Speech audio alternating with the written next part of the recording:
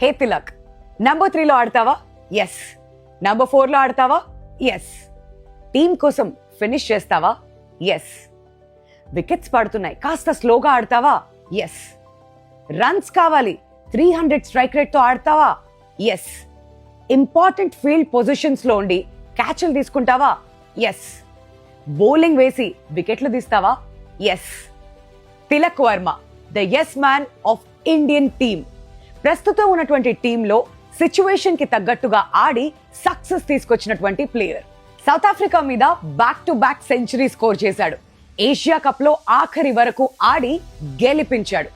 ఈ world cup లో పాకిస్తాన్ మీద బౌలింగ్ వేస్తూ ఫస్ట్ బాల్ కే షాదాబ్ ఖాన్ వికెట్ తీశాడు. సెమీఫైనల్స్ లో నంబర్ 7 లో వచ్చి జాఫ్రా ఆర్చర్ మీద 3 సిక్సర్లు కొట్టాడు. అంతేనా, మనల్ని సైలెంట్ చేస్తా అన్న శామ్ కరన్ క్యాచ్ కూడా తీసుకున్నాడు.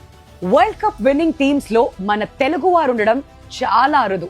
2024 వరల్డ్ కప్ గెలిచినప్పుడు Mohammed Siraj and fielding coach Dilip ని చూసాం. మరి ఇప్పుడు అటువంటి ఒక అరుదైన గౌరవం తిలక్ వర్మ ముందుంది. ఈ వరల్డ్ కప్ జరుగుతున్నప్పుడు ట్రోఫీని టచ్ చేసి చాలా హ్యాపీగా ఫీల్ అయ్యాడు.